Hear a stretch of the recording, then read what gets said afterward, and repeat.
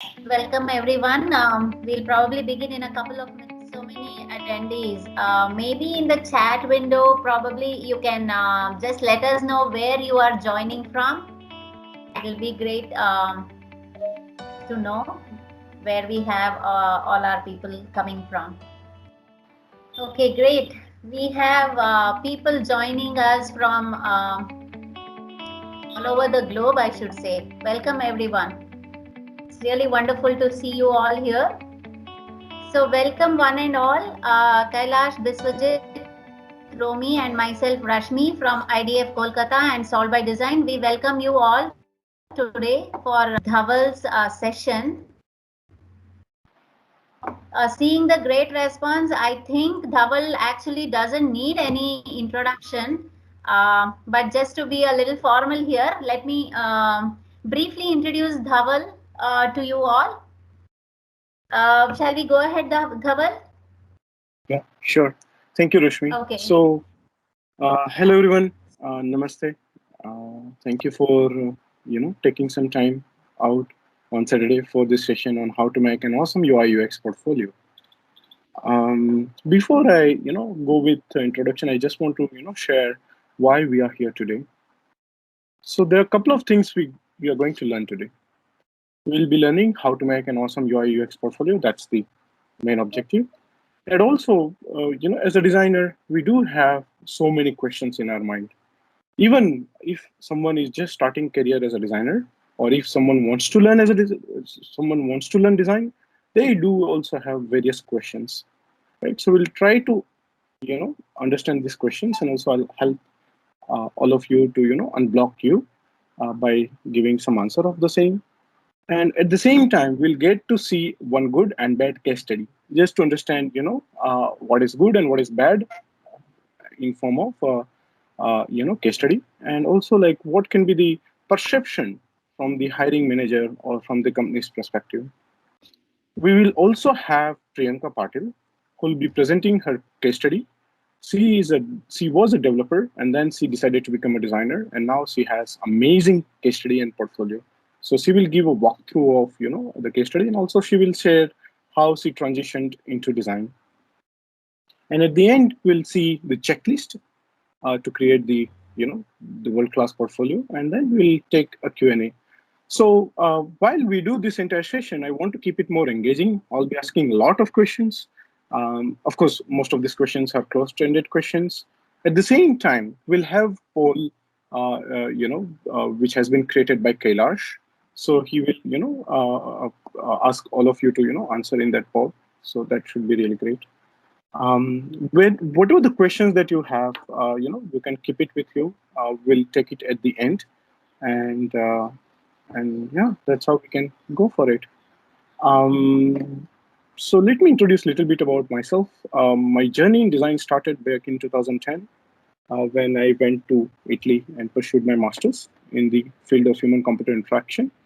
It's been 10 years now in the design industry. Got a chance to work in research, then gradually, I worked for different organizations like Reliance Jio, Lending Card, ThoughtSpot, Forbes, and right now I work with Walmart. Teaching is something core to my heart, and so there's some feedback coming in. Kailash, Kailash, Romi, yeah, thank you. So, so teaching is something core to my heart. I still remember, while I came back to India in 2013-14, it was a big struggle for me to find my first job. I gave around 45 interviews. I was seeking help and support from many people across India and abroad, and it was very tough time because on that time design was something else. Most of the industry, players, they were feeling like design is all about those who know Photoshop or Illustrator, whereas the learning that I got from Italy was like design is all about problem solving, and that's where it was a big mismatch, and yeah, it was very tough for me to find the right job. On the same time, I decided to become a mentor. Started with Career Foundry, which is a German company, and then I became a mentor on Design Lab. And also, yeah, it's been like nearly 6 years, more than 6 years now. mentored more than 180 people on one-on-one basis. Yeah, they're coming from different nationalities. And also, I was part of, I started also an initiative called Anybody Can Design with Shardul Vichare. And in this, basically, we have, we have tried our best to support Indian fellow designers to become world-class designer. And again, these are like non-profit initiatives. Especially, I'm also supporting people on ADP list, like people schedule sessions, and then basically I support them. So that's about me in a nutshell. And yeah, so let's get started. So, we do have so many questions in our mind. I have listed out, some of the questions here. And for each and every question, will be, you will see a poll coming on your screen. So I would request all of you to, respond the same. And then, we'll see like the reasoning for each and every question. So these are like top asked questions when it comes to portfolio. So the first question is like, why do we need a strong portfolio? Maybe, and if anyone wants to share thoughts, feel free to share. Would be really nice. Why do we need a strong portfolio? Anyone? So in this session, we are not going to judge anyone. So you have to feel free. I'm also equally a learner, right? So yeah, I would appreciate if, all of you engage. It will be a great session. We'll learn from each other. So guys, why do we need a strong portfolio?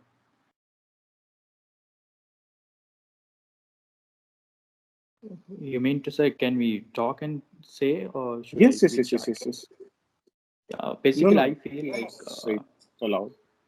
okay, I feel people should know about your capabilities and Right. understand, rather they, give you some task and, make you do it. So before to understand exactly what you're capable around, understanding like your design skills or UX skills, then probably your portfolio does display your everything, I think. Wonderful. Unfortunately, I don't see your name. Can you say your name, please? Yeah, Kiran. Kiran. Okay, thanks, Kiran. Any others? Other people have ideas or thoughts? So yeah, Go ahead, please. sir. So that the people hiring you can see your design process and your Right, thought process as well. right. So design process, thought process, perfect. Then anything Yeah, else? Venkatesh here. So it's more of whether knowing you, like what are your strong points or weak points, to be more precise, Right, such that whether you meet the expectation of the opportunity that they are looking for. makes sense. Absolutely correct. See, if you see like what Venkatesh, Kiran, and that other person said, it's correct, right? I mean, it's essentially all about showing off the skills and strengths, and at the end, it's all about you, your personal identity, your skills, who you are as a designer, right? And there are two ways that we get a job. Okay, one way in which you apply for a job uh, from LinkedIn, from Naukri.com, from other platforms, and you keep waiting for the response, or maybe you keep waiting for the interview call. The other way is like you get a call from your portfolio. Now, how that happens? So, if you look at in India, I give you a small example. In one of the company where I was leading the entire team, we were hiring for designer, and we were supposed to hire one designer only. Was kind of a mid-level designer. We got around 105 applications, and out of 105, can anyone tell me how many of them would have been, chosen for the interview? Like out of 105, how many of candidates would have been selected for the interview? Yeah. Please, again, feel free to share your number. 3. 3. Any other 10%. numbers? 10%? 10. 10? 10? Any other Yes. numbers, guys? Yes, 10. 60. 60? Maybe all. So, what happened on that time? It was a very tough time for us to, shortlist candidates through portfolio. We were just able to shortlist 3 out of 105. So the first answer was correct. It was very tough. It was literally tough for us. The reason was like the portfolios were kind of not up to the mark, meaning that when someone looks at your portfolio, it is your identity, right? Someone will judge for sure based on your work whether you are capable enough or not, whether you match the job expectation or not, right? And then you get an interview call, you get interview task, etc. Everything happens from that side onwards.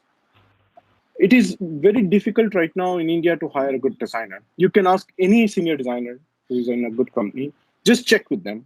Those who are hiring designer, it is a painful process. The only fundamental reason is like it's very bad quality work that is out there. Now, why this happens? So there are again multiple reasons, right? Like people might not have idea of what is a good portfolio, what is bad portfolio. That is also possible. Even the company does not say that. Like if your portfolio is not up to the mark, they don't respond saying that your portfolio needs to improvise, or your skill sets are not visible enough, etc. So that's a kind of a gap that we observed. So what we did, while we were hiring at that organization, we started sharing our critical feedback to all the candidates whom we, evaluated, and we kind of get into a detail and we help them understand where the problem is in the portfolio. Now, with that, we're kind of able to at least support them in understanding where the problem is. But that does not happen in most of the organization. If you see, like, you apply and then you keep waiting. Now, there is another perspective of this as well. So the other perspective is like, if your portfolio is good enough, okay, then people will reach out to you, meaning that the hiring manager, the design lead, or the HR, they will start reaching out to you. And that is possible in India because, as I said, like very few, good designers that we see right now, and there's ample amount of opportunity. If you have a good portfolio, if it stands out, there's so many opportunities out there. Hiring manager will reach out to you saying that, hey, would you be interested to work with us? And HR will call you, hey, are you open for work? All these things will happen. Okay. And the best example is me only. Like if you look at my LinkedIn profile, I have never stick to a company for more than 1.5 years, which is actually bad. But if you look at, I have got a good opportunity every time, right? And everything has happened with the help of my, personal brand identity. So what I'm trying to say is like there are two ways of getting a job. First, you apply for the job, you wait, and you give interview. The second, you build amazing portfolio and let company reach out to you. Which option would you prefer? Option 1 or option 2, guys? Option 1 or option 2? Of course, two. Second one. Option 2. Option 2. Option 2. Anyone else? Yes, option 2. Perfect. So yeah, for option 2, definitely we need to do a lot of work, right? And let's look at that in some time. Now, again, this question is pretty common, right? Like, how many projects do we need to have in a portfolio? Any thoughts? Kailash, you can also put up a poll so that people can also respond there. How many questions do we need to have in a portfolio? People can also share here. They can speak up. Ideally, it should be the two best. Two? Any other numbers? Two best, and basically to add to it something to do with your anything which is more relevant. We may not know what is the kind of opportunity because portfolio is a common thing that you're creating. Right. But basically, two would be ideal. We should not make it too heavy. Right. Makes sense. May I know your name? That was Venkatesh. Venkatesh. Hey guys, it would be great if you say your name first, and then you can. This is Ryan here. Ideally, it should be around 3 to 5, the ideal range. That's wonderful. Any thoughts about that? Why do we need 3 to 5? To showcase different types of skills that you have, like one might be a detailed case study, one might be your interaction design skills. So the variety the recruiter can see within you. Makes sense. Absolutely correct. Thanks. Anyone else want to chime in? Hi, Nitin here. Hey, hi. Yeah. There are different projects gives the different angles. Mhm. If you are working for different domains, that is a good part. If you are working for different what I can say platforms like web, Right. mobile, and kiosk or something like that, that can be a good objective. What I can say. That's wonderful. That's perfect. Cool. So, guys, though there is no magic number, but what I have seen so far, and based on again my personal experience, three is a decent number. But when we think about this, the next question that comes immediately is like, what type of project that we should have in portfolio? So that's where maybe Kailash, you can activate the poll for this as well. We'll see the results as well afterwards. Anyone wants to chime in here? What types of projects should we keep in our portfolio? Shrayan here. We can have a dashboard kind of project, which is essential nowadays because the number of SaaS companies that are rising. Another can be a B2B project if you have worked in. So that is a variety that we can have. So these two are the ideal varieties which are present in the market currently in terms of jobs. Okay, that's wonderful. Anyone else? Dhaval, this is Kiran. I have a question at this point. So when you say a portfolio, is it mean a portfolio which is in Behance or Drupal, or you only send it to a client with a document? I'll come to that actually. So the portfolio is just a design portfolio. It can be as simple as a PDF file to it can be on Behance. It can be on your personal website. Yeah. Essentially, it's a collection of projects or case studies. Okay. But we'll see that also, like how to create, portfolio on which are the preferable platforms. In my point of view, I mean, I'm just thinking on the same thing. Either you, if somebody asks you, send your CV along with a portfolio. So sending them a portfolio with a PDF with have limited portfolio set, like you said, you have different products, right? Either it is maybe application, or it can be case study, or it can be design or something.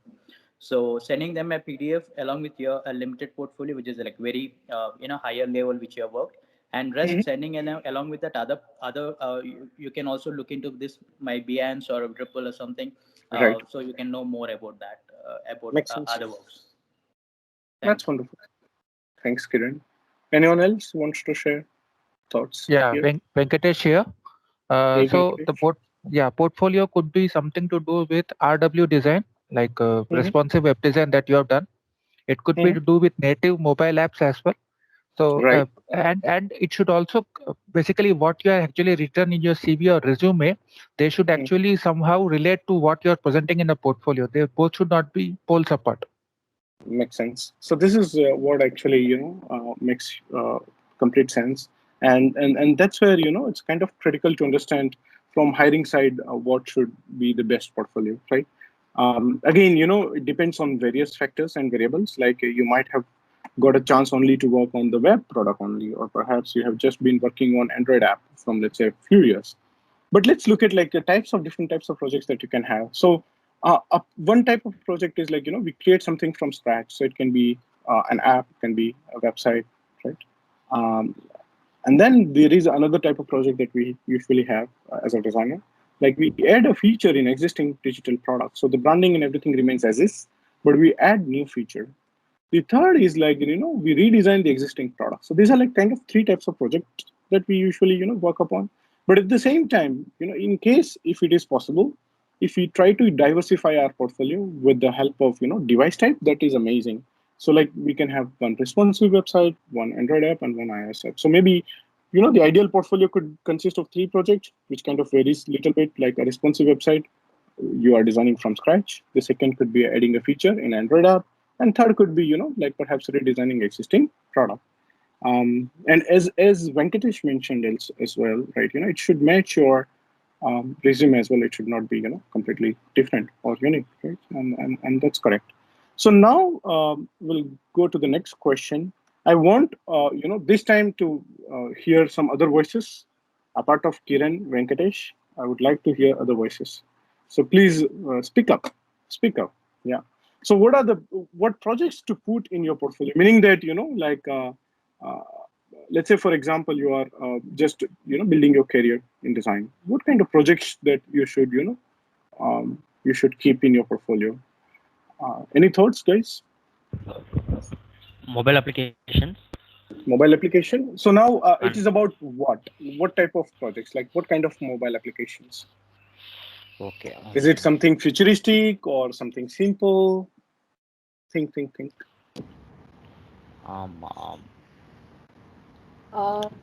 Hi, this is Shweta. Hi, Shweta. Yeah, so in my opinion, we should little bit do search before putting any project, even though it is trial, but we should have that knowledge that what exactly currently people are facing problem. Like I heard in one of lecture that we should go on Times of India website and always search that what problem. Like for instance, Right. Hospital industry or banking industry, they always are having scope, and we should, if we are able to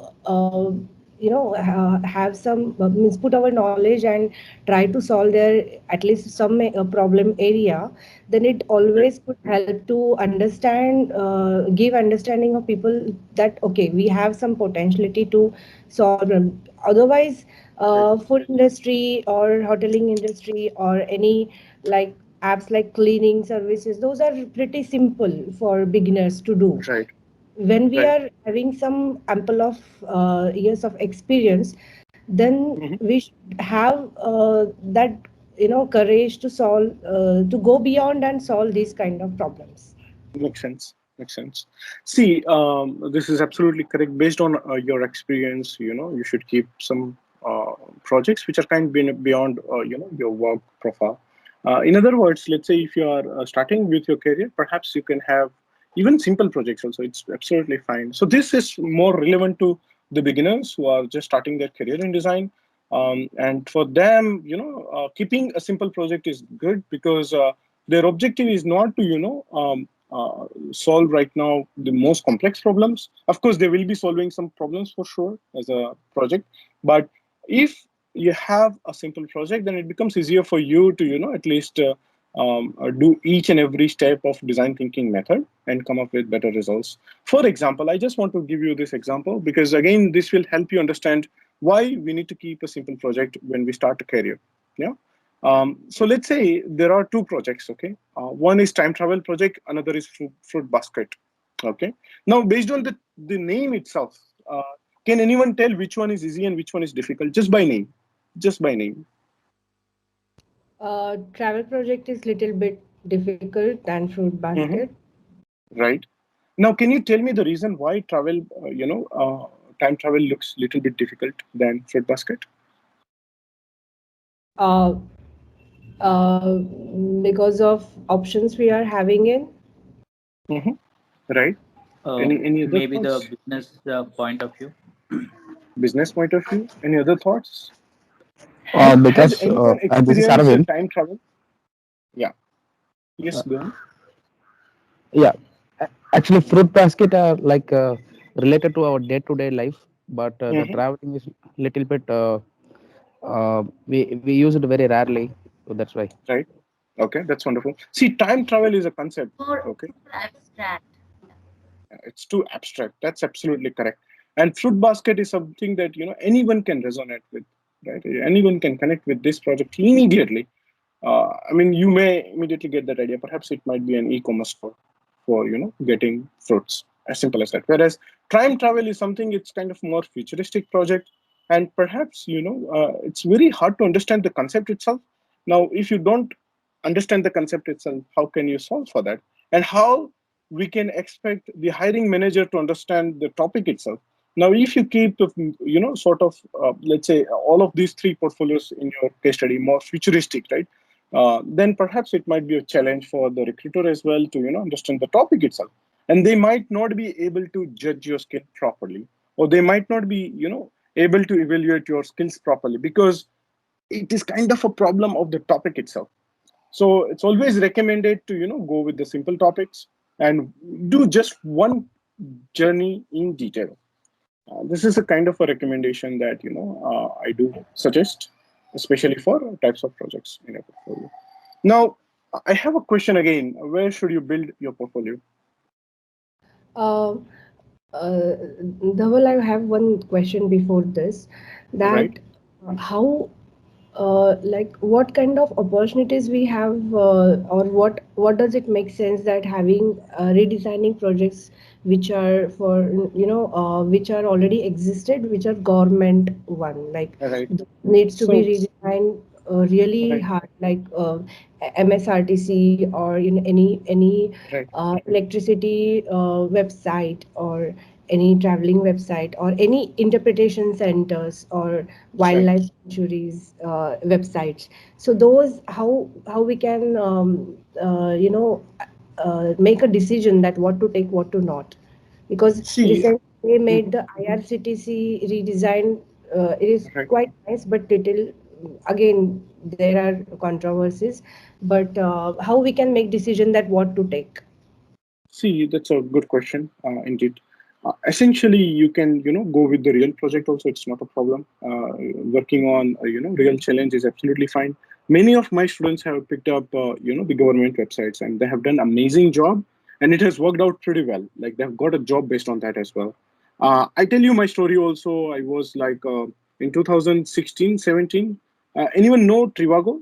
Perhaps you might have heard this, and maybe you might have seen that fellow, that irritating fellow, right? Yes. He's my friend, by Yes. the way. His name is Abhinav Gupta, Abhinav Kumar. So what happened? So with help of him, I applied at Trivago, Germany, and on that time they appreciated one of my project, which was solving the real problem. Now I belong to a small town in Gujarat, okay, and here we do have this typical water supply challenge. Now what happens, like on day-to-day basis, my sister-in-law used to wait for water, and we don't know when it will come. Okay, this is a very common problem, and it's like she keeps waiting till the midnight, and she does not know also like whether it will come or not. So I just proposed a solution, like it can be a simple SMS saying that yeah, you'll get water on this date and time. That's it, as simple as that. By word, it can be done. It is not a very difficult task, right?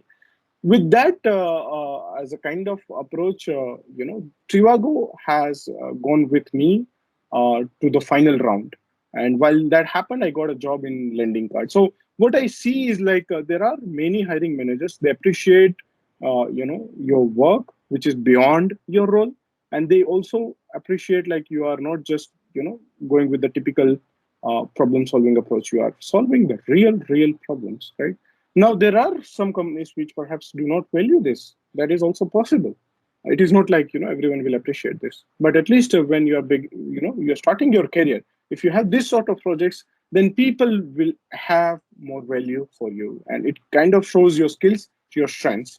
So I would recommend to go with any of this project, but you need to keep in mind that scope is the most critical part of any project that you choose. Should not be too big, should not be too short, right? So, for example, if it is about IRCTC, maybe the booking flow would be the best because that's the most used flow, perhaps. Or maybe if you go with the COA website, which is of Council of Architecture Architects. In that case, registration of architect is the biggest painful problem.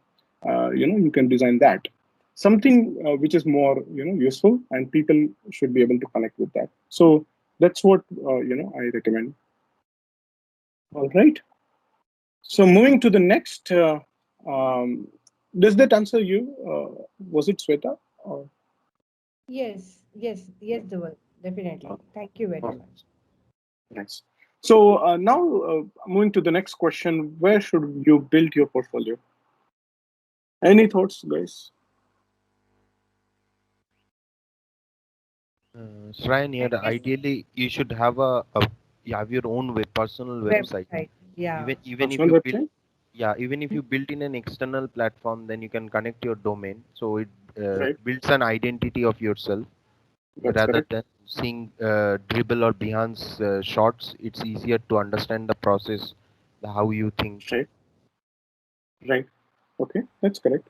I Any other have thoughts? I have even same thought, but the question is Behance, if we put on our case studies, is there any chances that people steal from there? We'll come to that for sure. Yeah, that's also a critical point, Shweta. ऐसे देखो actually transportation charges हो गई, फिर बेचना Hello. मजे की बात कोई गांव वाला ही बेच रहा था. There is some feedback coming in. Kailash, can you check?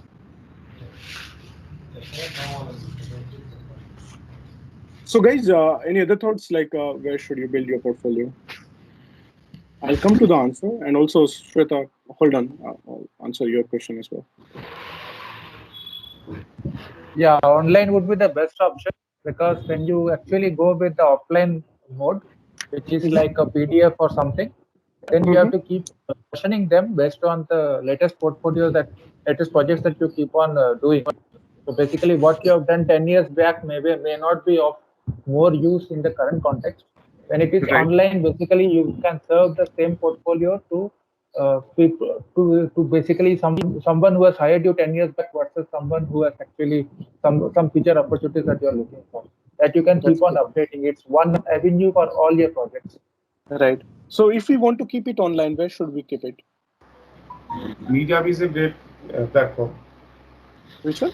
Pardon? Medium. Medium. Right. That's correct. Any other platform you guys suggest? Yeah, See, this is Raj. Yeah. Hey, Raj. So Dribble and Behance also it's good. Actually, I have Yeah. one doubt. If we maintain our portfolio, our personal website now, then how we can connect with, collaborate with others designers? For example, in my portfolio, I have in Behance and Dribble as well. So I got more appreciation from other designers and design agencies. So I have easily collaborate with other. For example, reference also I have taken from that. Right. Yeah, makes sense. So let's look at some of the options. So the most preferred one, which are kind of easy to use and does not require a lot of technicalities, it's Medium and Behance. Now, why Medium and Behance? It's easy to upload. It's easy to create the entire story, and you can showcase all the phases of your project, right? And similarly, it can enable you to build your get discovery of yourself, from Google. Meaning that, let's say if someone is looking for, Kiran's portfolio, they put a Kiran name, and then, the Behance or Medium link will come up. So it builds your, visibility across, different aspects. Now that's where these are like most preferred. However, each and every platform has disadvantages as well, right? Like in Medium and Behance, you cannot do a lot of personalization. Though Behance is kind of connected with my portfolio from Adobe, so that is still good. But still, if you put your work on Medium and Behance, that's where you don't get personalization stuff, right? Now, there are many questions that comes, right? Like, for example, what if we don't have our personal portfolio? I tell you, based on my experience of teaching and mentoring many people, like it does not matter. Meaning that as long as you have world-class work, perhaps on Medium or Behance or on your personal website, it does not matter. Now, if you look at Medium or Behance, people get kind of a validation aspect as well, right? People appreciate, and when someone as a hiring manager look their work, they get to see this as well, right? So which cannot happen in perhaps the personalized website. So there are advantages and disadvantages, but these are like free and easy to use, and it does not require any technical skills. When we think about paid tools, the Wix and Squarespace, these are like, many people have been using it and it has worked well. But again, you have to have some sort of, like technical aspect or knowledge to adjust the content, and it takes time to, build this. And again, you need to pay for this. And then the advanced tool can be, like Webflow is one of the best tools, which gives all sort of customization option, way beyond Wix or Squarespace. Now, I'm not against Dribbble, but why I have kept this not especially is like, we cannot present our case study in Dribbble. In a Dribbble, perhaps what you can do is like you can have your a short from your project, and then you can redirect that particular person to Medium or Behance or on your personal website. But in Dribbble, you cannot showcase the entire story of your entire project. So that's why I have explicitly mentioned this note. You can have shorts, project shorts on Dribbble, but cannot have the entire case study. That's a kind of a limitation that Dribbble has. Yeah. Also, one thing, perhaps, has anyone has kind of a problem like you can't share your work due to NDA? Anyone? Yes. This too? Yeah, I do have also the same problem. Okay, so I have not been able to put up my recent work anywhere in public domain. Now the biggest challenge. Yeah, that is the biggest challenge. Actually, I am looking for a solution from your end. Now there are a couple of solutions for that. People do change name and change branding, and they keep it. That's one. The second is like and of course they don't put that real numbers as well, right, about the impact of your work and your target audience, etc. The second approach is like what I have done so far for myself. I have just created a portfolio and I have kept it in Google Drive, and I just share that PDF file. So that's a kind of a biggest blocker for me as well, and I feel like many people have the same blocker. But yeah, these are the two potential solutions. Either you share through Google Drive link, or perhaps you share, on any of this platform, without revealing the identity. All right. So moving to the. I think even sorry to interrupt. Even I think even I have faced the same situation when I could not really put up the work on a public forum, like you mentioned the examples, wherein I had to get back to Google Drive for that support and share it only with them who are intending to view your work. Right. And guys, if you have this thought, like if you share from Google Drive or PDF file, it won't give you the same impact. That's incorrect. That's incorrect. And again, many of my mentees and also my colleagues, they share through Google Drive and it works well. There's no problem as such. It is just like how you present your work, and it is just about quality of your work, irrespective of where you keep it. Okay, so it does not make any difference as such. Yeah, Venkatesh here. One aspect also is that because of most companies, they have the security policies in place. Right. Using all these websites, basically any of these websites, will it create a problem that the site is not accessible or it is blocked by a firewall and things like that? Are you saying from like accessibility from the company's environment, or? Correct. Yes, that's correct. Because I may be giving you a VPN. Yeah, that can happen, but they have to find a solution. So they just turn off their VPN and they access it. They would know, right? Like if they are not able to access any of these websites, so they just have to find a solution. Yeah. Yep. Correct. Yes. Correct. All right. So moving to the next, I would like to showcase two case studies. One is good, one is bad. And here, I just want to make sure that, you guys get kind of understanding of why something is good and why something is not really good. At the same time, you can also assess your case study after this. Okay, this becomes a kind of a chance where you try to evaluate your study from third eye. Yeah. The project is called Mirror. Okay, and it has been done by two different persons. Okay, one is done by Spencer, another is done by Cole. It's about a clothing website. Okay, it's like Myntra. You can buy clothes online. All right, and that's as simple as that. It's an e-commerce store for buying apparels. Now let's get started with a Mirror from Spencer, and I will keep asking you, questions here in between, while we see this. All right. So this is, by the way, in Medium, and I'll share also more details about Spencer afterwards. Okay. So see, guys, this is how the case study starts. Okay, and here is the title of the case study, and then this is the case study banner. Okay, all right, and this is the case study banner of other person. Now, can anyone tell me which one is good? and why? The banner itself. Yeah, Shrayan here. The one case study by Spencer, it is too much having too much of elements which will have the first impression of having too much visual load for the user, and they might not get interested in seeing further. But the one by Cole is quite clean and minimalistic, so the interest will automatically arise to move further down. Okay, that's perfect. Good thought. Anyone else has different thoughts? Shoma here. Hi, Soma. Yeah, the Spencer things is I think better because the it's kind of the all devices covered, like they're showing the laptop and the device also. And yes, I agree with that this is very looking clean actually than that one. So this is good, better I think. Spencer's is good or the Cole's is better? This one. Okay. Any other thoughts?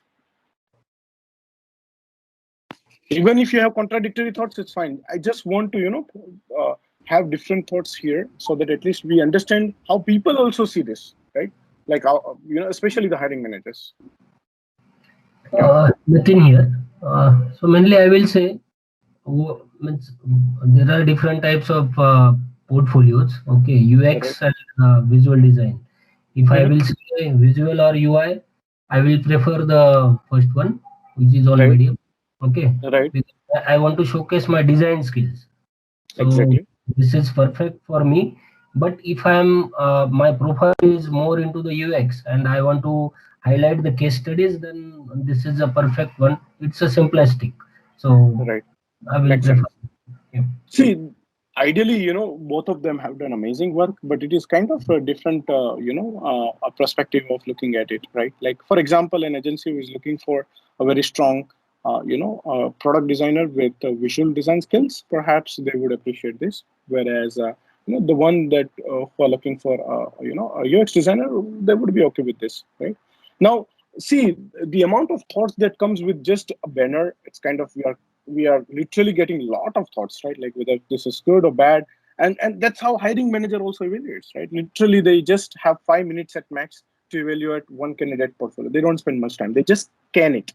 They don't read in detail. Whatever, they might be interested in, they might read that part in detail, but the rest is just that they scan it. Now, if you look at here, it's about the mirror project. And then what Spencer is trying is he's describing the entire project in detail. And then he's starting with the problem statement, the how might we statement, and then he's explaining the scope. Now let's look at the same thing here. This is project background and goals. Okay, whereas if you look at here, it's kind of minimalistic and it's pretty simple, simply put up. It does not have any section like this: problem statement, scope, or background. This is a different style altogether. Yeah, this is pretty less detailed, and yeah, it's very concise. If you look at the research part, let's look at the research part. So now, the biggest part is like whenever you have a case study, if you showcase the steps that you have followed, it really helps, the hiring manager or the viewer to understand whether, the process or how you have, gone through, for this particular project, what are the steps that you have followed, right? And that's what, Spencer has tried. Whereas, for Cole, we don't see that. He directly started with research, okay? Now, if you look at Spencer has also defined the project KPIs. KPI is nothing but key performance indicator. It is like connecting with the business part. How do you measure a success or failure of your design project? It is with the help of KPI, right? He's explaining 2 KPIs here: try and buy feature and proper purchase journey. Okay, and then he's starting with individual step called empathize, right? Which is about research phase. Now, for Cole, if you look at it, he directly jumped into the research after the project background. All right, he's explaining the research, and then he's got some sort of insights. You see the research ends here. Whereas what Spencer has done, Spencer has shown the different work that he has done. So he has defined the 3 goals: the secondary research, and then from secondary research, he has identified key learnings. He's presented it in this format, okay, and then he has come to the competitive analysis. Whereas, for Cole, we just see these basic details in the paragraph format. Which one is better now, guys, for the research part? Spencer's? Who is this? Sorry. Arushi. Hey, Arushi, what made you think like this is good? I feel like it's better to give a well-described resource so that it helps the person who is reading your research understand what is your point of view and where you are coming from, rather than just giving presenting a research without steps. I feel that. Right. Makes sense. Dhaval Shrine here. I feel that Spencer's one has highlighted the key features. Like if you read the Cole's research, it's more like an essay format. Where, like you said, recruiters usually scan. It's very difficult to read so many sentences. So when they're scanning, it's easier if they see the highlighted part and the key metrics. So it makes them easier to understand. Okay. Hi, Dhaval. Neha here. So even I feel Spencer one is better because one, there are 2-3 reasons. One, the research is done properly, and the formatting of the the entire portfolio is done in either bullet or in a form which is very readable and visually appealing. And even a hiring manager can just see the tables and understand how the research is done. And also the downloads from the research, as in the inference or the conclusion, is also drawn, which helps the hiring manager understand the research better. Wonderful. Thanks, Neha, for sharing these thoughts. Also, other people can also share, like Neha, spoke up. So maybe other people who have not got a chance to speak up earlier, please share your thoughts. Yeah. Yeah, Venkatesh here. So one of the key aspects of any portfolio is you as a UX is not concerned only on the design aspect. You have to also see the ROI or the outcome of your solution, the solution that you are providing.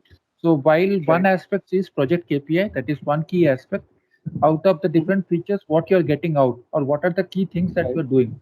Along with that, providing infographics or what was the target basically achieved, which is given more as a numbers. Yeah, correct. Right. So those are the key things. Even though this portfolio is lengthy, but if a person starts reading it and he gets to know what you have achieved by this, and you understand the business objective, possibly that will be a good highlight for your portfolio, rather than leaving things in bullet like done by Cole. Right. Perfect. Cool, guys. So I'll keep asking so many questions in between. So as most of you said, Spencer has done amazing work, especially by highlighting the project KPIs, building a connection with business part. At the same time, he has explained what are the key learnings from the secondary research, and has shown it in a very concise and concrete format, which is kind of easy to read and scan. Right. Let's look at the competitive analysis. So this is a competitive analysis. So this is like how Spencer has done, whereas if you look at Cole, he has done it in this format. It's a kind of a template where strength, weakness, goals, and pains of a provisional persona are also shown for individual brands. Moving to the next part, which is again interesting, it's one-on-one interview. We all do interviews. This is one of the primary research method, right? Being mostly used in the research part. This is what Spencer has done. So he's shown whom he has recruited by these details, and then what are the key takeaways from the research. Whereas if you look at the Cole's work, this is how he has done. Okay, now I want others to speak up this time. What are your thoughts, guys, about one-on-one interviews? This is one version. This is another version. Hello. I want to, hear different voices this time. Okay, hi, this is Kinshuk. Hey, hi. Hi. I think Spencer's version is much more accessible at a glance. One really doesn't need to concentrate and read, but the design of the portfolio itself helps the reader follow along in a specific way. Whereas in the other one, I would have to consciously sit down and go line by line and see what's written. So at a scanning level, the Spencer's portfolio is a much more effective way in giving the information of what the project was all about. Makes sense. Wonderful. Thanks for sharing thoughts? Anyone else? By the way, this is not an expert session, I would say. It's like exchange of knowledge. That's why I'm asking a lot of questions. So feel free to share your thoughts.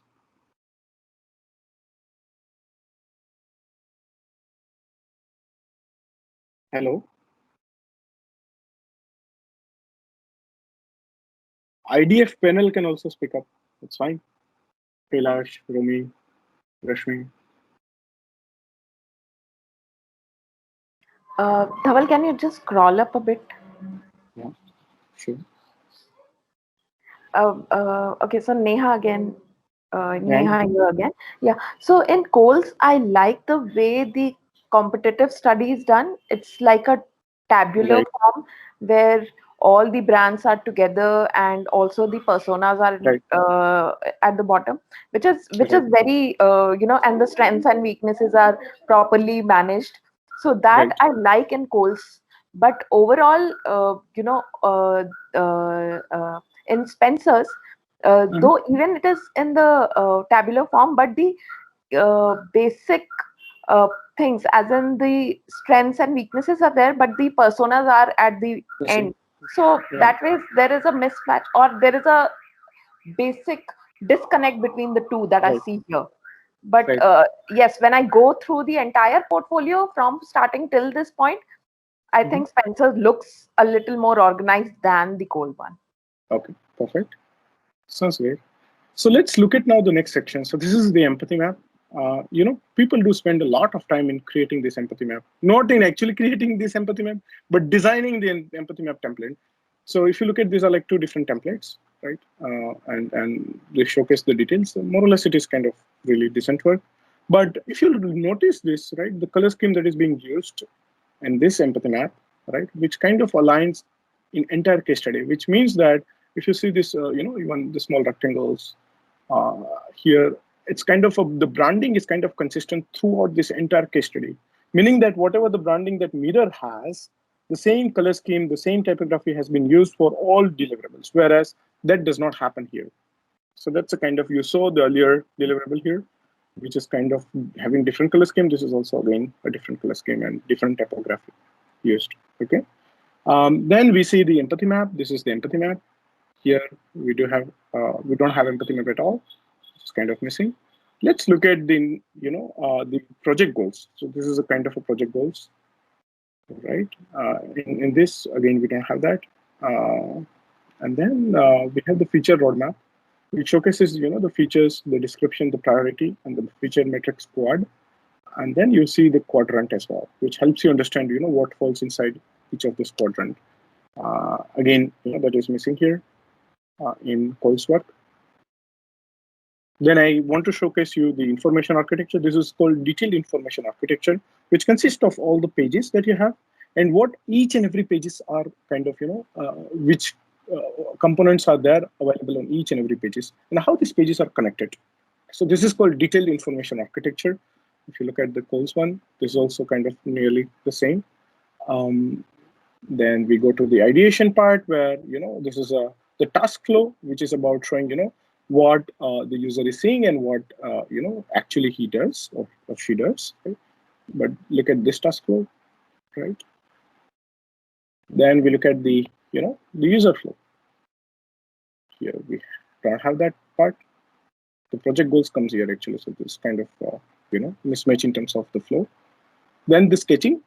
You see try to see the quality of the paper sketches. Okay, this is one. Okay. And then this is another one. Which one is better and why? I want to hear some of your thoughts for this as well. Spencer one is more clear. And for the Mirror one, actually, they just make the outliner. So they don't want to share more details in this scenario. Right.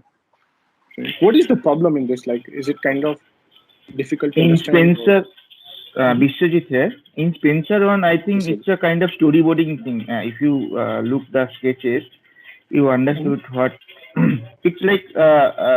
Through the sketch, you can understand the storyboard kind of thing. But there in the Cole, you can find any kind sort of, I mean, that sense you are not coming to you if you check these sketches. Yeah, And Neha, is it? Hey Neha, yes. sorry, yeah. So in Spencer one, it is very clear in the sense if Spencer is not available to explain, people can just read it through and understand what he's trying to explain. While in Cole ones, it is not very clear. It does not have a CTA. It does not show where things are coming in from. So we need Cole to explain this to us, basically. Exactly. That's wonderful reasoning, Neha. So, guys, anyone else? You want Tinshuk here. Okay, I'd like to say Yes. something. So in Cole's example, it's really sketches are supposed to be done when we are thinking. So on one level, it is for us to help ourselves to think. But when we are presenting, it needs to be presented in a certain way. So as we can see in Spencer's example, it's very consistent. It looks like a mobile screen. Whereas in Cole's example, the text boxes itself are different in like two neighboring boxes are also not of the same size. So it's really not helpful for us to understand. It might have been helpful for him to think when he's thinking about his design. Right. Yeah. So usually what we do when we, work on a design project, we sketch everything very quickly. And that's a rough sketch. That's for us. But ideally, we need to have something which is very strong when it comes to case study. We cannot go with this type for sure. Okay. This is very poor quality. If someone sees that, then people will feel that the person is not serious even for sketches. Right. When it comes to presentation, all of your presentations should be strong and bold. And that's where Spencer has done an amazing job. Again, we'll see one project demo from Priyanka. Her sketches are way better than this as well. So you guys, will see that after some time. Then this is the low fidelity wireframes. Okay. Let me just open up here as well. This is low fidelity of, code. Anyone wants to share thoughts? First one is better, actually. First one is better. I would like to know, what made you think like that?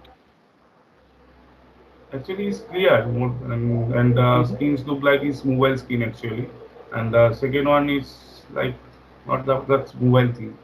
No, actually, these are desktop screens only, but he has kept it so many screens here, right? I mean, in this, it's very hard to see, but yeah, there's so many screens actually, so many screens. Like he has completed entire journey to the checkout. So starting from homepage to checkout, and this is mobile screens. You can see this. Yeah. So this is responsive website basically. And is it advisable to have all the screens showcased to just to? It is advisable. Right. It may look fluttery in a way. It's all right that it shows the journey, but while we can explain the things by putting and reducing the number of screens. Is that preferred? That is also advisable, and people do that as well. Like they break the journey, and they keep as a separate journey wireframes by journey as well. That is also possible, so that at least it's not overwhelming. Right now, it's kind of overwhelming when we look at Spencer work, but the quality of work is super high that perhaps if someone wants to focus this, they can just focus it and see and judge. Whereas if you look at this one, what are your thoughts, Kailash, or any other people? These are very basic. They are not conveying information. They are lacking the information. That's they are minimalist, but they are lacking the information that they need to convey by just putting the things. This should not be also the goal of having a portfolio, right? Right. This is Somo here. Just I would like to add a point. Like sometimes in low fidelity, we test the user roles, like usability testing. The details and is very important. So Spencer thing is good that point. Absolutely correct point. Because when we test with the end user, if our wireframes are not up to the mark, it is kind of create a lot of question in users' head, right? So it's always good to have proper detail, right? You are absolutely correct. Bang on. Any other one? I would Venkatesh here. I would like to add here is based on all these screens that are provided, the user has tried to portray the unique templates he has used for the entire website. That is one. Second thing is basically use of navigation. they have given the complete navigation such that it actually gives the user or the basically it's almost near to the end product. Once you put the colors and the imagery aspect in, you will get the final product, but it's like a near finished product. Whereas in the one that is given by Cole, you have just the placeholders in place. You do not know how the navigation will flow, or you do not know where what items will flow in. Even though the footer has been given more importance, by completing it, the other aspects are not that much clear. So it does not give the complete picture of what all elements would be there, how many templates would be there, how the flow. I'm not able to hear you clearly. Is it only me or am I audible, guys? You are audible. Yeah, we can hear. We can hear. Kailash, can you hear me? I'm not able to hear Venkatesh. Yes. Okay. Is it better? Yeah, it's better now. It's better now.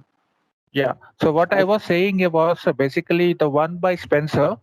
They have actually defined the clear templates, that what are the different types of templates that will be used on the website. Each template is unique to some extent on that website. That is point number one. The navigation is clearly called out, such that the end user would understand like what will be the navigation, how the journey will flow, be it the main or the sub navigation and things like that. Right.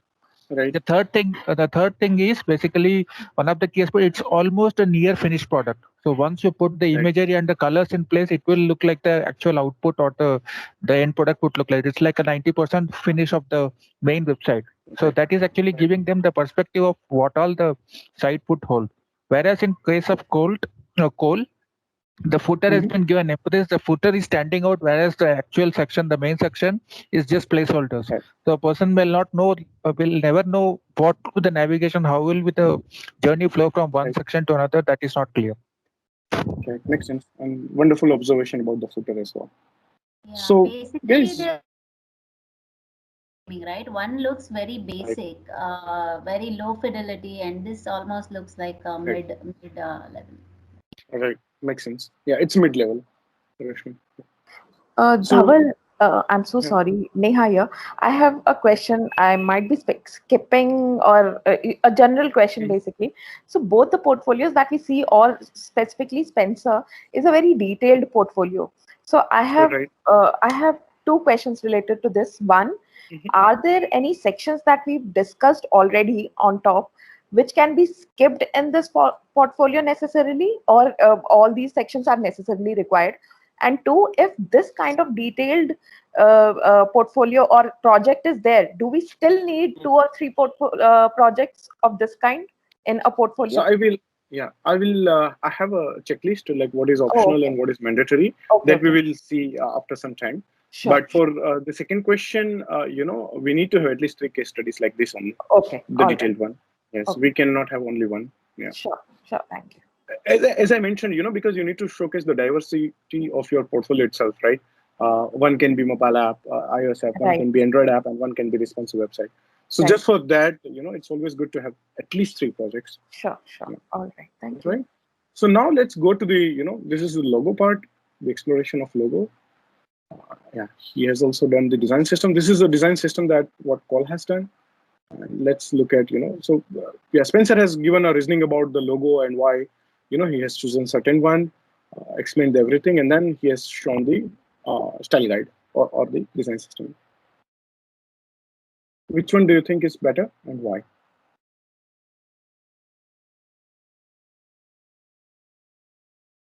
Anyone here? Spencer, it's more detailed out the design system compared to the mirror. Right. So Spencer has given all the possible components here, right? And he has detailed out everything, literally, And he reasoned out the things. Yeah, he has given the explanation as well, how he has gone for that, right? That's wonderful. And this is the visual design. Look at this, guys. Okay, and let's look at this visual design here. This is how, Cole has presented the entire page. And this is how, he has shown the visual design. This is how Spencer has shown. Now he has shown by category, like this is category page and product page, and you can see this. Similarly, you can see the purchase journey, the complete purchase journey, then the mobile version of the same. see, if it is a responsive website, you have to have mobile version as a separate version, so that at least people can understand your skills. Like you can design for mobile separately if needed. Yeah, this is how Call has done. Any thoughts? Anyone? Very quickly, wants to share?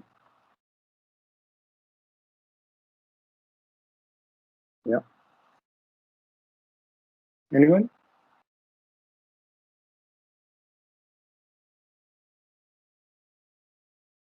Hello. I think here it's Both very are almost similar. Yeah. Sorry. Can you say it again? Yeah, you can speak up. Yeah. So here actually we can understand the homepage, how it is differ in the different platforms. Right.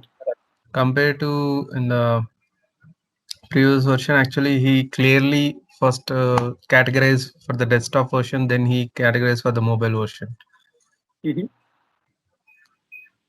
And which one is better in terms of visual design or the UI design?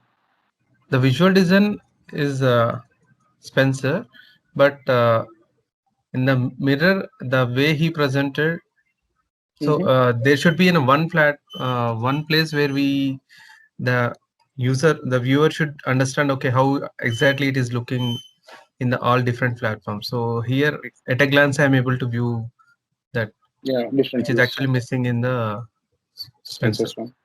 That's a good observation. Anyone else wants to share thoughts?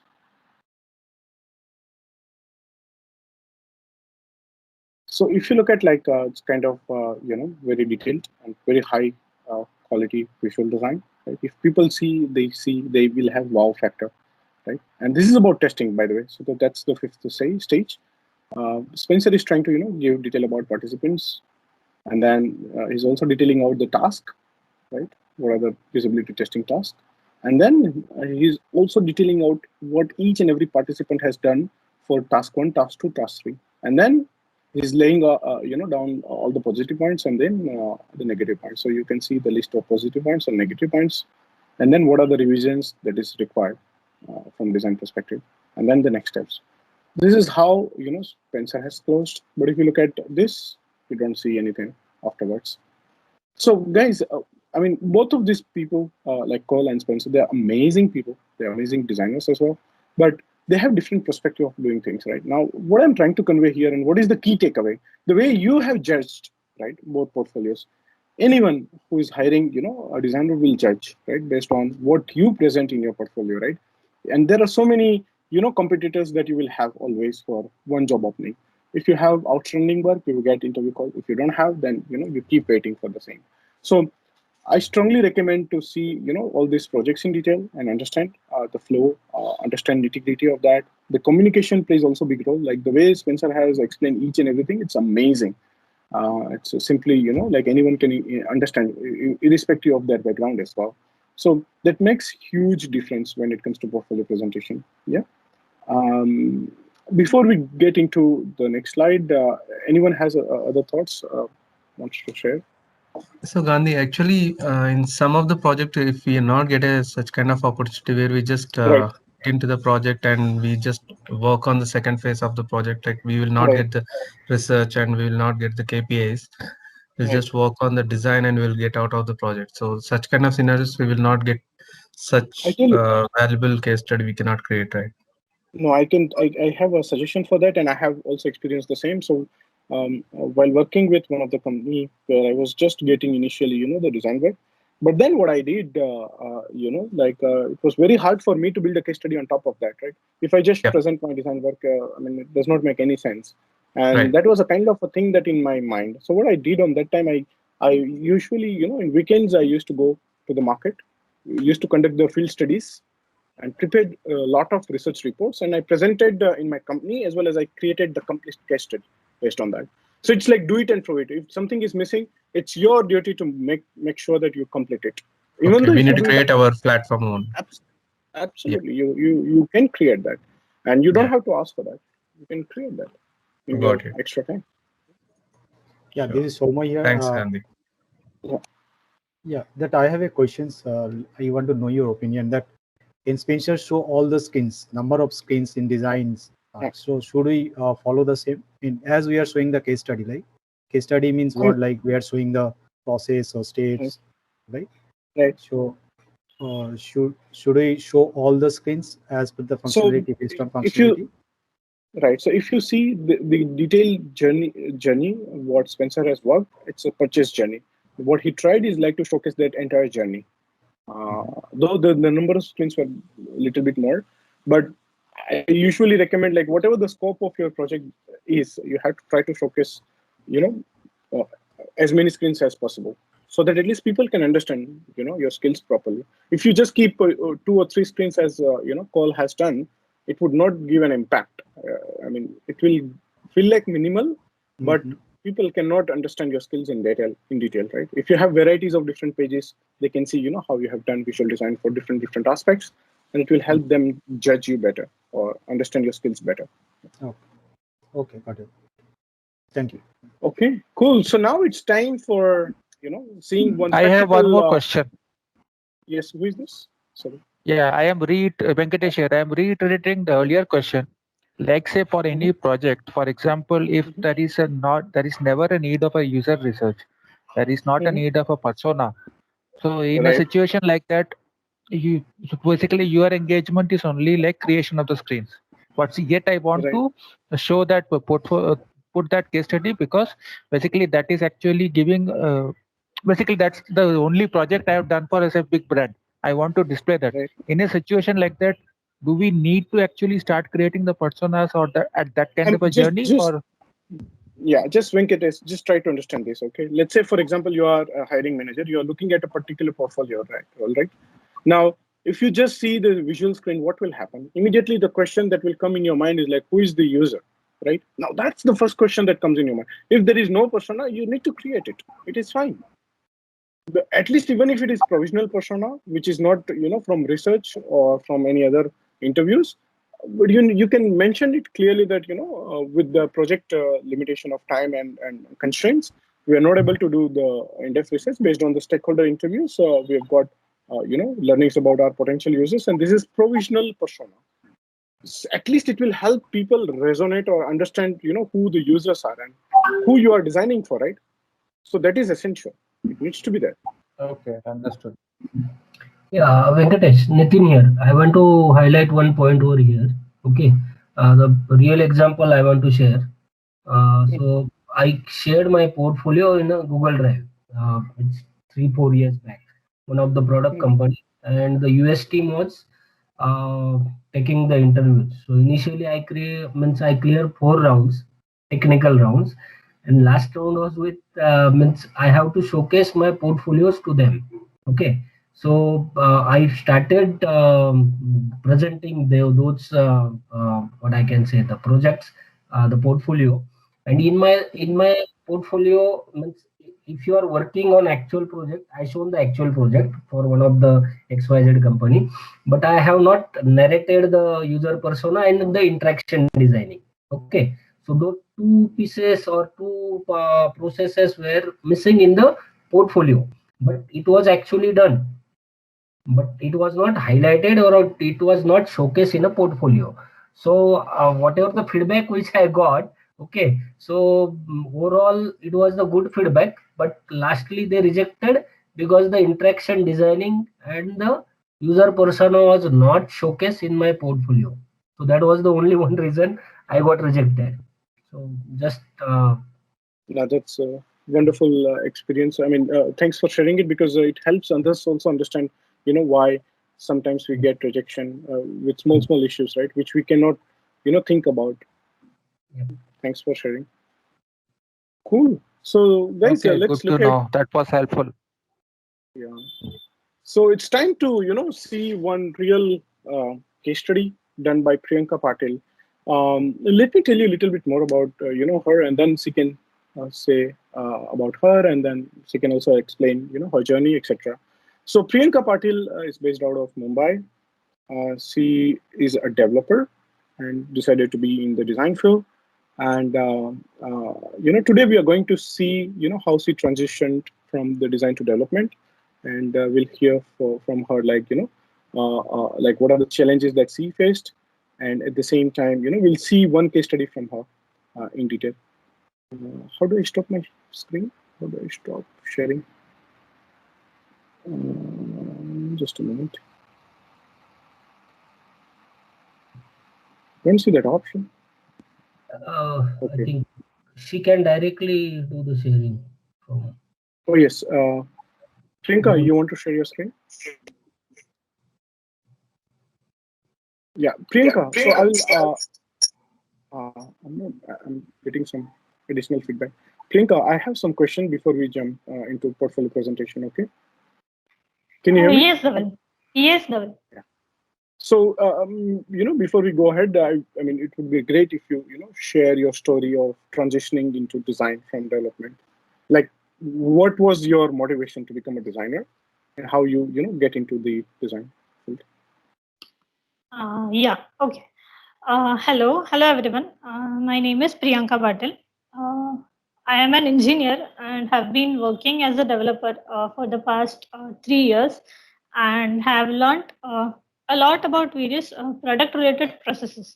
So from the development point of view, and have got an experience working into the corporate culture as well. So with time, what happened is, with time I got to know that I realized I have been working onto the same things repeatedly, and not able to do new work.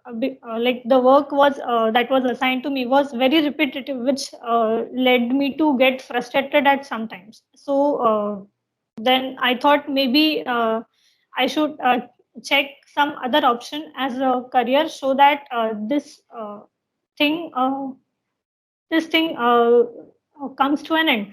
So I started taking out some time to explore other things as well, and so which may make me think immensely and give me more of exposure. What else? What all different options are there, and what else I can do for a good career. Then I was always curious. About creativity, and thought, why not? Let's try for having it as a career option. And gradually, I found design as one of the option. So after spending few days of what exactly knowing what exactly design is, and it's how and about, etc. So I found myself getting involved in it completely, and so I thought, let's give it a chance, and let's go ahead and learn this. And gradually within a span of few months, I had 2 case studies completed, complete UX design case studies with the help of Dhaval. Yeah, thank you for sharing this. Priyanka, maybe you might want to showcase the entire case study now of Fruit Basket. You can explain about Fruit Basket, and then you can showcase the entire work that you have made. Yes. So this was my first case study, selling organic produce online, detailed UI UX case study. I've published it on Medium. Then this is my banner.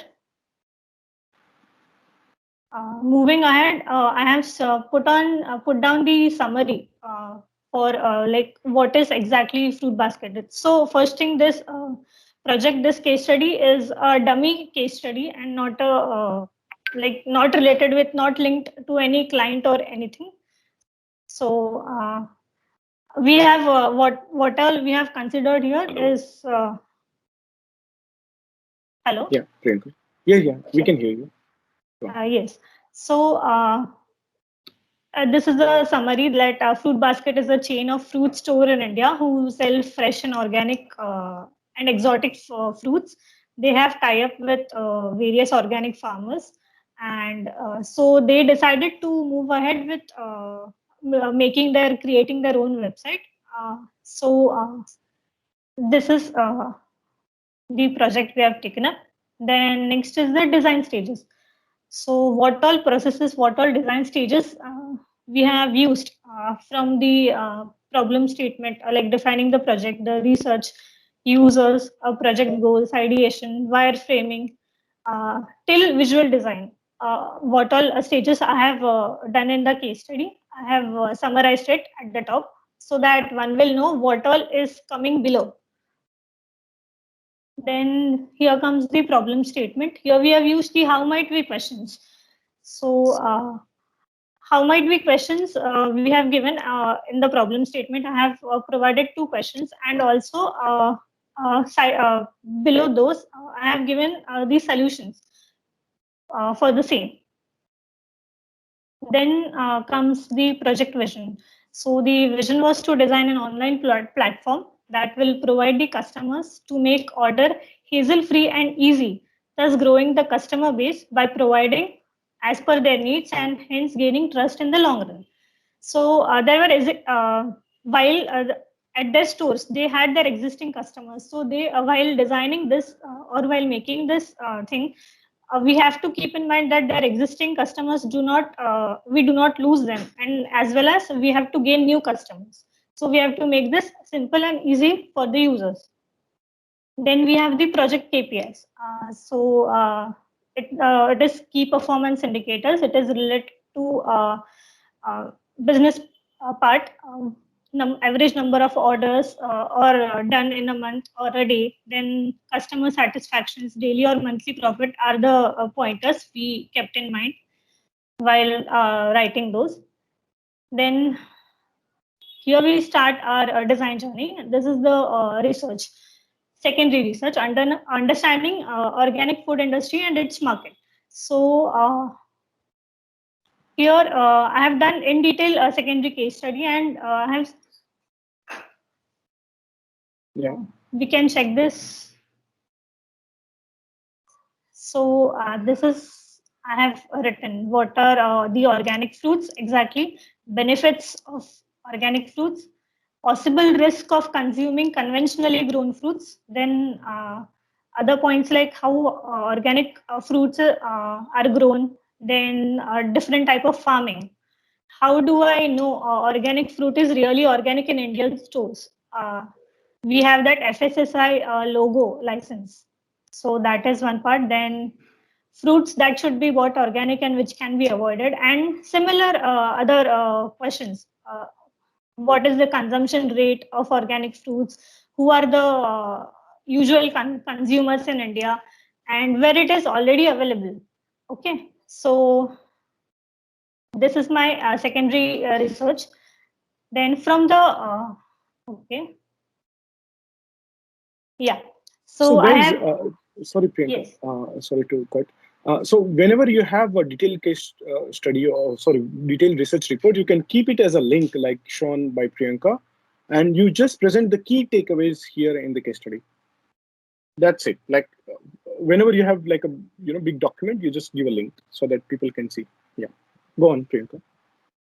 Okay, so since the research was a bit lengthy, I did not. I just put it in the link format and just highlighted the key takeaways which are there, so that the person who reads it does not get overloaded because of that information.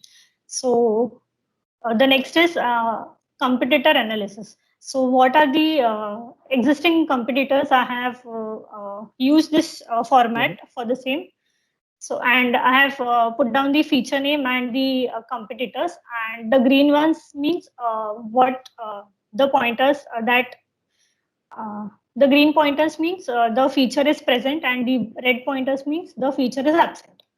So in this a simple and easy format, I have used this. And also this is a template and a smaller one. The link is here. So we can see the whole analysis using that link. Then our feature roadmap. So in the feature roadmap, we give the feature name and the description, like what exactly this feature means. For example, account creation. So it will allow the users to create account.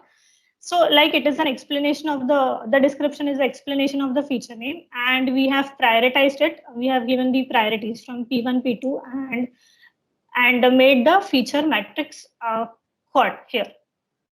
So the detailed one can be seen in the link. Then we have the feature matrix. So once we have got the cost and impact, we need to check out which one is the high impact and high cost and low and everything. So as per that, we will be implementing only those which are having low cost and high impact. So since it is impact, so the one who has high impact and low cost, so it will be the most important ones and will be having first priority. So that this is what the code represents. Then next here is the user, understanding users. So this persona is I have made is generalized and have given the basic story about this person, her short story, goals and needs, her motivation, fear and frustrations, etc. Then I have made the empathy map here. What she thinks and feels, her pains, gains, etc. Then comes our project goals. So here we have to, sorry, here we have differentiated it into the business point, user point, and the mutual goals. So from what are the goals from the business point of view, what are the goals for the user point of view, and what are the mutual goals. So business side, it may be like to become the leading organic fruit providing service in India. For the user, it is to get fresh organic fruits at the doorstep. So we did get the difference, right? And the mutual may be like easy website navigation and quick purchase journey. So these are some of the examples of the goals. Then we come to the information architecture. So information architectures lets us know what our project flow will be, what screens we will be designing, what all components it will be having, etc. So sorry, I have the home page, product listing page, sign up page, product details page, cart details, checkout, payment, and order confirmation page. So it is basically the purchase journey only. So it has only 7 to 8 pages.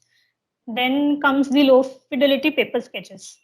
So once we are done with information architecture, we can start with creating the paper sketches. So this one is the desktop version, and the other two at the side are the mobile version. Yes.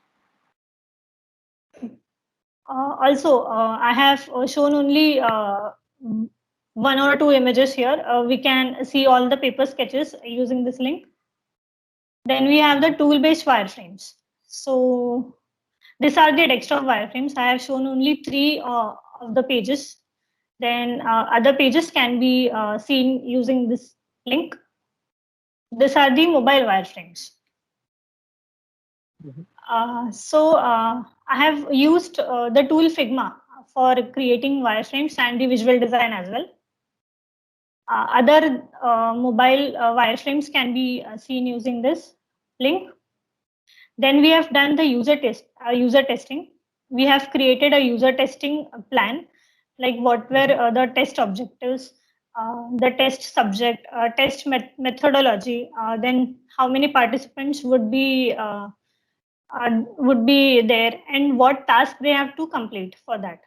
Then we have the usability testing script. So before, like, how am I going to make them understand that what they are going to test, so or what they are going to do. So this is the script I have prepared. What am I going to tell them? Then the next is the summary of findings from the usability testing. So the complete and detailed observation sheet is here. I can show you. So this is the observation sheet. Here we have details, basic details like the participant name, date, then how we conducted it, the start time, end time, and the task was performing testing for the purchase journey. So here their observations they have put. Then again, similarly we have few other participants and their observations. Yes. Then one of it, after the user testing, what feedback we have received. As per that, we checked our wireframes and corrected the flaws they have pointed out. So what was it before and what we have done after the user testing. These 2 points we have covered. Then we made the style guide. So the color palette buttons, their state when it is active, when it is over, then the typography, input fields, body contents, and a sample of a pop-up window. Then how the breadcrumb might look, other clickables and icons. Then the next is designing the interface. This is the last part, visual design. So this is one of the page. This is the product detail page of the desktop and mobile view. This is the second checkout page, mobile and desktop view. And lastly, the product listing page. Here we have the complete link to check the visual designs, desktop UI. Yes. And then next steps. So working on Fruit Basket was great learning as it was my first case study. And the research in this domain proved to be really valuable. And I also got to know many things about the organic food industry and how it works and like everything related to it, the consumers, the farming, etc., etc. So as in the next step part, we can what can be done is we can explore other journeys of the same related to profile creation or order tracking or cancelling of the order, etc. And so this thing is how many iterations I have done for the visual design. So I have worked on 12 iterations.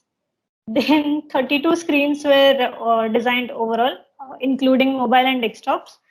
Then the case study was completed in 3 weeks, and the number of cups of case I had. Yeah, that's it. Thank you. Thank you, Priyanka, for sharing this. And I just forgot to mention one thing, guys. The way Priyanka has gone for doing this, it was very big courage, to change your career journey from development to design, right? And that's where, if you look at, this is not something easy what she has done. Also, like I forgot to mention, also the Spencer's, outcome. Like he's based out of New York, and he has got 3 jobs in just 2 or 3 weeks of time based on his portfolio. Cole is still in learning phase, but yeah, that's what Spencer has got. And all this interview call has come up from the Behance portfolio that he has, Medium portfolio that he has built. Yeah. So should we go next, guys? Hello. Yeah, it's awesome. Thanks, Priyanka. It's a nice presentation itself, and it's very informative. Yeah. Thanks. Thank you. How was the Priyanka's work? Anyone wants to share thoughts? And then we can, see the last part of this presentation. Yeah, it's too much detailed, and that's what recruiter looks for, and that's the best thing. And each have detailed links where you can where she has showcased that very much detailed screens. And in the meantime, she has not cluttered the layout on the page also. That's the best part of what I like in her portfolio. Wonderful. Yeah, that's correct. Priyanka, hi, Neha. Amazing case study.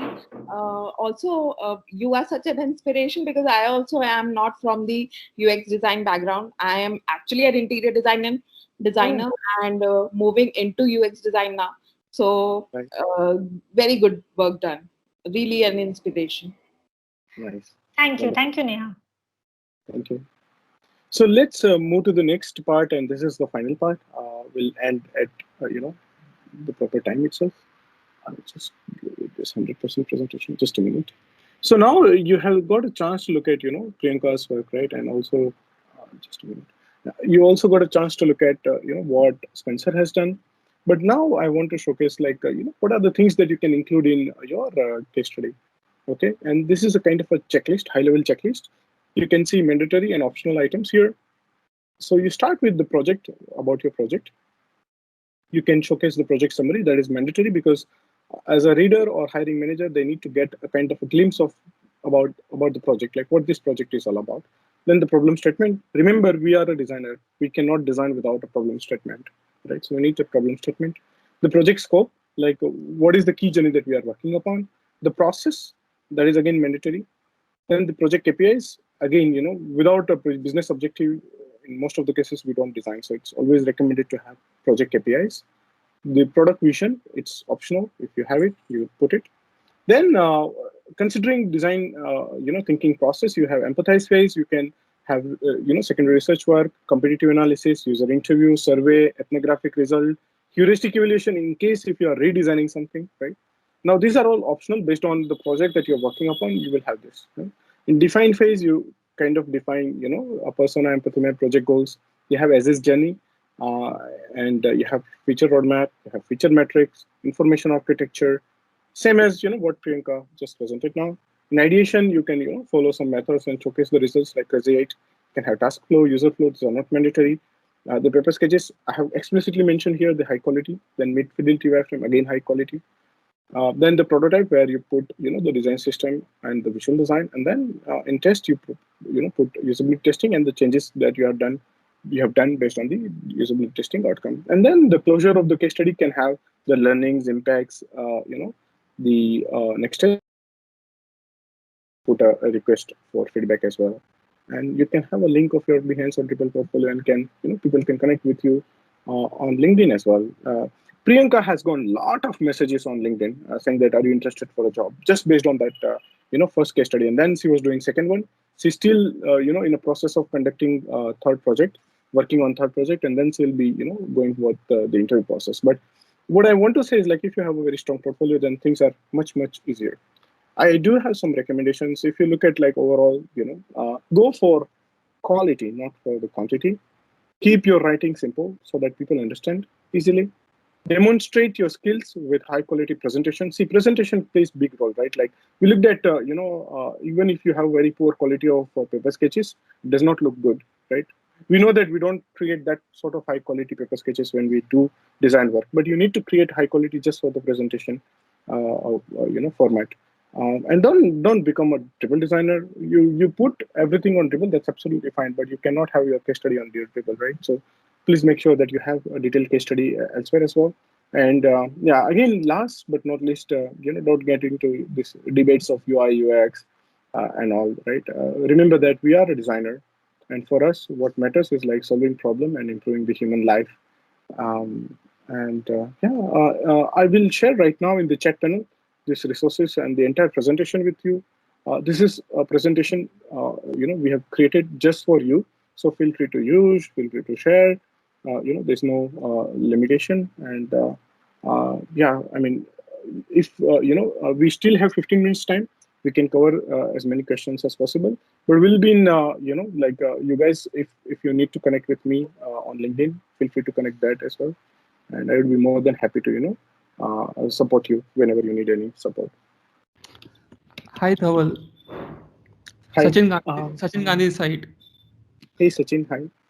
Hi. Just I need a help regarding this. I am also working as a UX designer, but I do not having any case study with me. So moving ahead, yes, I am looking for a change. Can you help me regarding the same? How can I start making the case study, as I'm also beginner into the case study? Right. In case if you have some projects available right now, like whichever you have worked upon, just try to see the checklist that I have just shared, the Figma link, right? And start creating deliverables and build up your case study based on that. I do have provided the references there also that will help you, to get that as well. So at least start building it. Don't wait. people just get blocked because there's no starting point. Just start with the flow. Can I share one of the link? I just started, but it's not too much wonderful. But I just started on the Behance. Can I share right now or later on? No, what I would recommend is to connect, with me on LinkedIn, and then I'll help you with that. Yeah, on sure. one-on-one basis. Yes, because then it may require more time as well, Sachin. So that's why. Yeah. Thank you. Thank you. Anyone else? Yeah. Hi, Dhaval. Is Tushar here? Hey, Tushar. Hi. Yeah. Hi, Dhaval. Actually, currently I'm working with the Tech Mahindra as a business success manager. I'm not from the UX/UI domain, but as Priyanka said, that it's a very creative domain, and even actually, I want to work as a UX/UI designer in this domain. So I was taking classes of this UX/UI designing, and from past few months I was working on my portfolio. So as you said that if you have a deep study portfolio, and if you have a very good case study, then you can switch in this domain. But do you also feel that there is something we should take care of while switching the job than working on the case study? Yeah, ideally what I recommend is go with the simple case study. Like if you look at the Priyanka's work, right, that is super simple to understand, right? Like fruit basket. Just pick up any simple project and start working on that, and see whether you like it or not.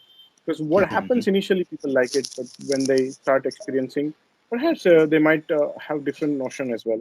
So create at least 3 case studies and then get ready for the job. That's what Okay, so at least 3 case studies we should have while changing the job. Okay. Yes. Okay, all right. So yeah, in case of inquiries or questions, then I'll connect you on LinkedIn. Anytime. Maybe we can. Yeah. Thank you, Dhaval. Yep. Yeah, that's great. I think Kinshuk has a question for Dhaval. Yeah. Kinshuk, Thanks, please go ahead. thanks, Ashmi. Yeah. So, hi, Dhaval. And it was great going through Priyanka's portfolio. And I'm sure there are some of us over here who are in this transition kind of a space right now, who are trying to get into UX and who are in a different profession right now. So I happen to be a filmmaker. And although my graduation was in software engineering, I did films after that. And now I'm trying, I'm identifying UX as this middle ground between tech and creativity. So there's just one simple question. The process of filmmaking also is in a way a design process, and I've been thinking whether my film experience, if I can translate that into case studies of sorts, because I've worked in documentaries, advertisements, short films.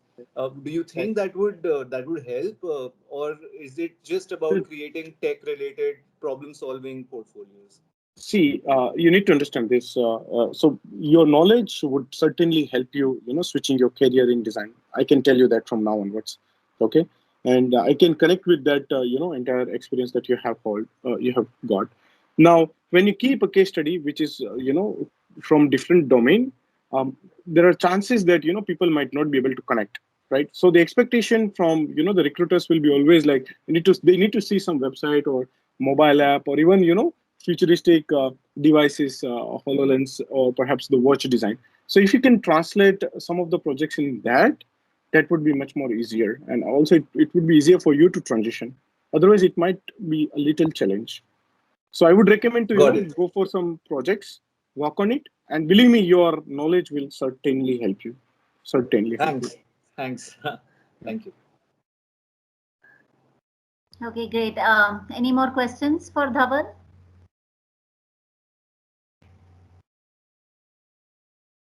Yeah, personally, I feel happy that I have company here. Basically, I was in IT for about 10 years. Then I have my own interior design business for another 10 years.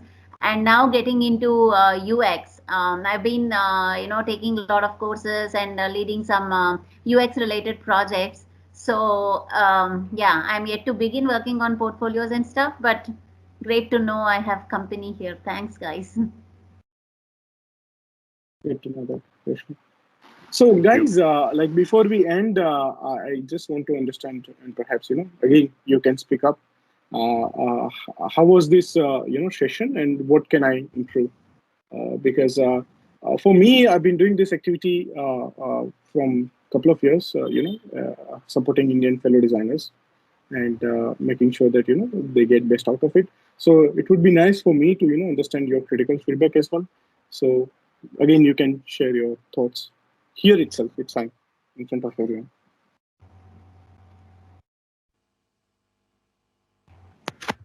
Venkatesh here. Your presentation was excellent. You had actually covered the key aspects of what to do and what not to do. So that, and along with that, Mrs. Patel's portfolio was a big boost to actually understand how a portfolio is written. Okay. Many of the things, even though we know, we actually don't know, to be more precise, when actually coming up with portfolios, because it is not just a deck of what projects you have done without actually giving the background of the project itself, which the end people or the person who are actually judging you or shortlisting you will know. So that's a good thing. And overall, the session has been very fruitful. It has made our eyes open in various areas which we are not that much conversant about. Wonderful to hear that. Really wonderful how Dhaval has selflessly, been working to mentor and share his knowledge. Not many people, have that thought. It's really wonderful, the selflessness, Dhaval. Thank you, Rishmi. And thanks, Priyanka, for your portfolio. So I want to ask one question. So at the time of you doing your portfolio, so what is your inspiration portfolio did you refer before you doing your portfolio? On my time, actually, I was looking at various folks who are kind of like in 2014, I created my first portfolio. And after that, I had to take that website down. The reason was like it was the NDA issue. I still remember. That's why I explicitly mentioned about the NDA part. So on that period of time, there were a couple of people who I was kind of inspired, especially in India. I was inspired by Sanjay Patel, then Maulik, then Karthik Mahant, who is a great designer from Baroda. It could be great if you can share their portfolios or something in the chat, if possible. I don't know right now, actually. Honestly, whether they would have, they are very big by now. They would not have updated their portfolios as well. They come in top 10 designers of India. So they're really, really great. So what about Priyanka? Like, I would want to ask same question to Priyanka, also same like where she was inspired with kind of presenting that kind of wide exposure with each and every detailed explained that even I was very surprised because I had never been looking to such content oriented. I always feel like people don't really put that much time to read and looking into that kind of portfolios. So in that context, you maybe changed my way of thinking. Right. No, that's wonderful. Priyanka, you want to share your thoughts? Yes. So initially, I thought it would be very difficult to, go through this and complete this, but then with the help of Dhaval, he mentored me for the whole case study, and under his guidance, whatever he said and whatever he explained, the reasons behind it for all the processes that we followed, starting from the user research to the next steps, the whole case study, he made me understand why it is important that we cover all the processes and all the steps, and why it is important again to have a why the visual design should look good, everything. So thank you, Dhaval. Like, he was the one who guided me through all this. Thank you so much. No, it's a hard deep work. Like I have seen so many people who are really interested to become a designer, but there are very few who are literally passionate to become a world-class designer. And that's where Priyanka is one of the outstanding designers that I have seen. That showcases her deep work and like her passion for design. But one thing, guys, for sure, it's a difference about why today we wanted to do it in this way a little bit, because you guys understand how people judge. So that's why I was asking this many questions. At the same time, Priyanka presented her work to all of you just to prove that anybody can design. Literally anybody can become a world-class designer. There is no restriction as such. This is a beautiful branch which does not have any restriction, like you need to be from IIT or you need to be from premium institute, etc. So it is just about passion and your and awareness. What is required, that is the most critical part. What I have seen so far is like people don't know what is needed. It's not about they can't do it. They can certainly do it, but they should know it, right? If they know it, then they can do it.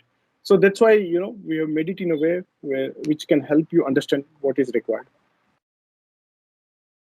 Yeah. Any other thoughts, guys? Still 4 minutes. I'm really happy to see all of yours engagement. Many people shared thoughts and all. It is wonderful engaging with everyone. I really thank all of you as well to be a part of this session. So thank you from my side as well. Thanks, Dhaval. You should conduct more of these, please. Okay. All right. Sure. Thanks again. Thanks everyone for joining on a weekend morning. And Dhaval, extremely grateful to you for sharing your most experienced information with us. And again, Priyanka also for in detail presentation of her portfolio. I think it was a great learning experience for each one of us. Whether you are an experienced designer or if you want to get into design right now, there was a learning for everyone. Wonderful.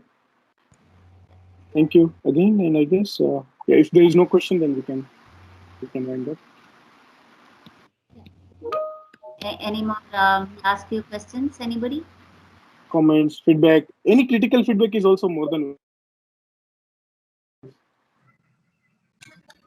Dhaval, as I asked previously, that one session I think we should conduct on NDA part, how to cover such kind of projects and how to present. Which part? Sorry, Uday? NDA. Yes. For that we can do that, or maybe we can connect offline and I can help you with that. Sure, Dhaval. Thank you. Thanks a lot, Dhaval and Priyanka and Kolkata team for conducting this session.